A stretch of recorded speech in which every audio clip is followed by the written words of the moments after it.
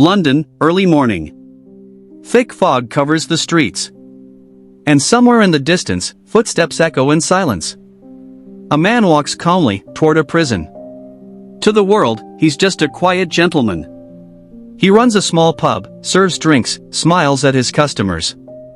No one suspects anything. But behind closed doors, he has a second life. A life where he stands face to face with death. His job? To end lives, legally. Precisely. Efficiently.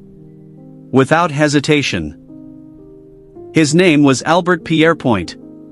The most efficient executioner in British history. A man who could hang someone in under 7 seconds. But here's the part no one talks about. The man who mastered death eventually began to question it. So what did he see that changed everything? High voltage. For most people, death was something distant. Something to fear. Something to avoid. But for Albert Pierrepoint, it was something much closer. Because he wasn't just introduced to it later in life. He was born into it. In his family, execution wasn't a dark secret hidden away from the world. It was a profession. A legacy.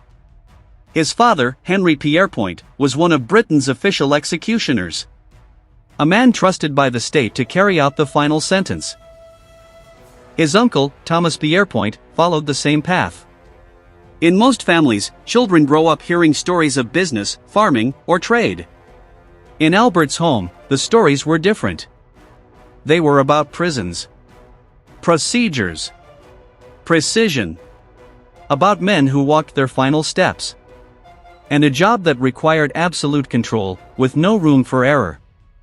For Albert, this wasn't horrifying. It was normal. From a young age, he didn't see the gallows as something monstrous. He saw it as something necessary. Something official. Something professional. In fact, as a schoolboy, when asked what he wanted to become in the future, Albert didn't hesitate. He wrote it down clearly. When I grow up, I want to be an official executioner, like my father.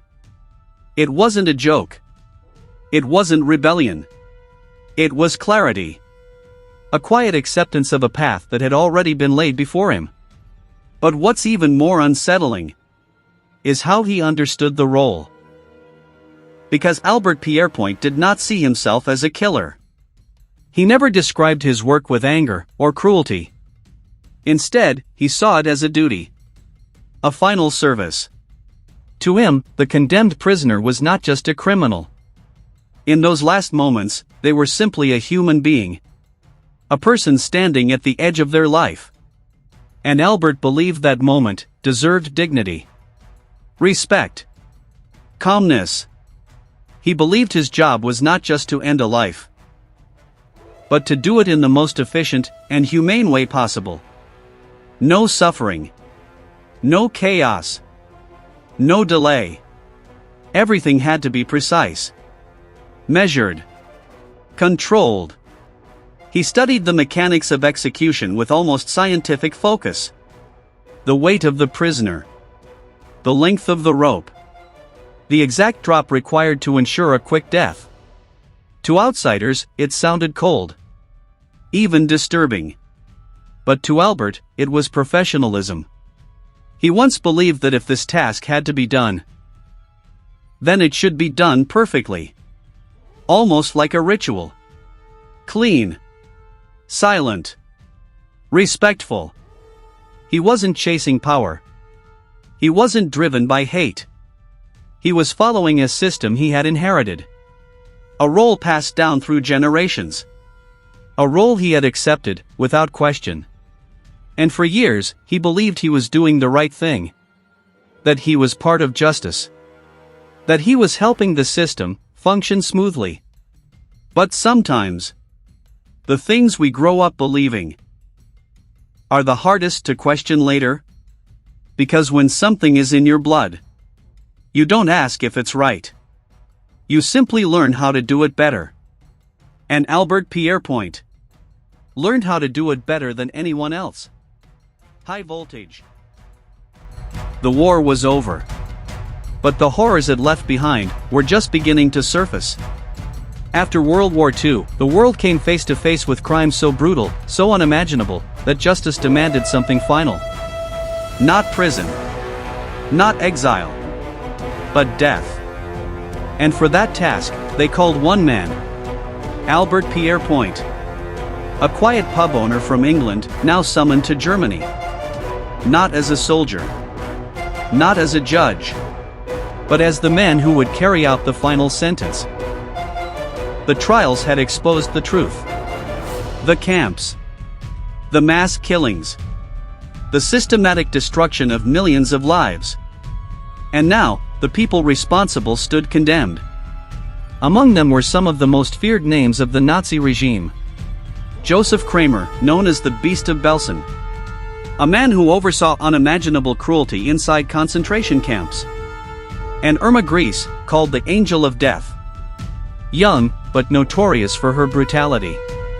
These were not ordinary criminals. They were symbols of terror. And the world was watching. Pierrepoint arrived not with anger, but with the same calm precision he always carried. Because to him, this was not revenge. This was duty. One by one, the condemned were brought forward. No speeches. No last-minute escapes. Just silence, broken only by footsteps. And then, the drop.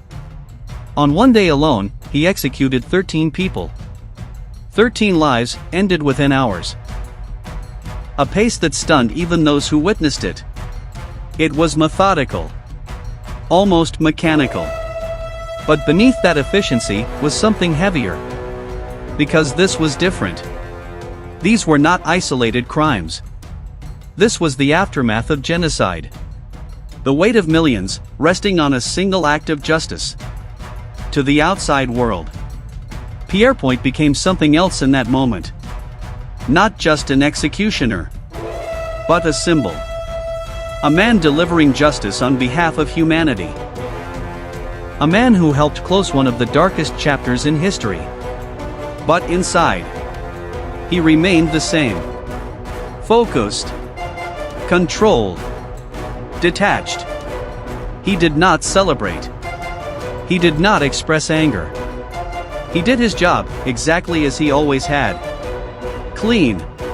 Precise. Final. Because for Albert Pierrepoint, it was never about who stood before him. Whether it was a common criminal or one of the most hated figures in the world. The process never changed. The rope did not judge. And neither did he.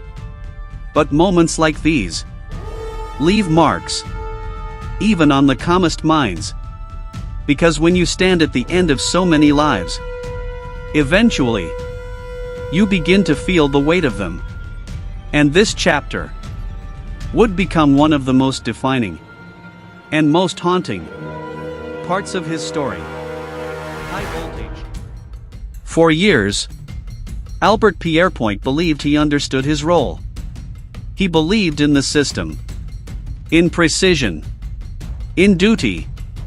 He had faced hundreds of men, walked them to their final moments, and never allowed emotion to interfere. Because that's what made him effective. Controlled. Detached.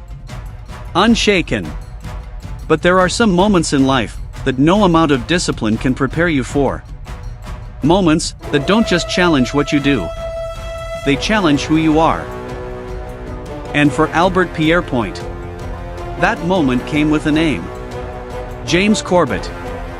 James wasn't just another prisoner. He wasn't a stranger. He wasn't a file number, or a face in a queue. He was someone Albert knew. Someone he had spent time with. A man he had shared drinks with in his own pub. They had laughed together. Sung songs together. Sat across from each other, like ordinary men living ordinary lives. There was no darkness in those moments.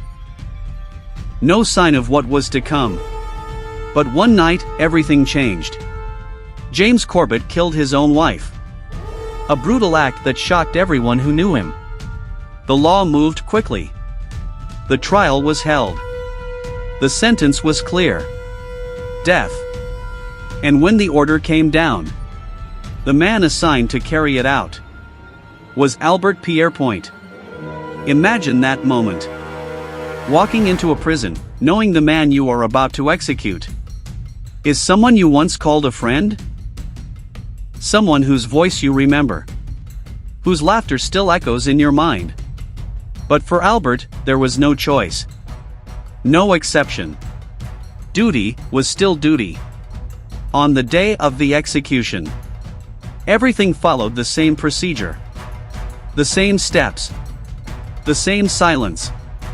But this time, it wasn't just another job. This time, it was personal. James walked toward the gallows. Not as a stranger, but as someone Albert knew. And in that moment, the line between profession and humanity began to blur. Albert did what he had always done. He completed the execution with the same precision, the same control, the same speed. But something was different. Because when it was over, the silence didn't feel the same. That night, he couldn't just walk away from it. He couldn't file it in his mind, like the others. Because this time, it wasn't just a condemned man who had died. It was a memory. A connection. A piece of his own life. And for the first time, the question began to form. Not about how he did his job, but whether it should be done at all. If a man he once laughed with could end up on the other side of the rope, then what did that say about justice? About punishment? About the system he had trusted for so long? Slowly, quietly, Albert Pierrepoint began to change.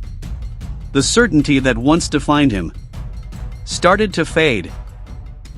And in its place came doubt. Real, uncomfortable doubt. Years later, in 1956, he made a decision that shocked everyone. He resigned. Walked away from the profession that had defined his entire life.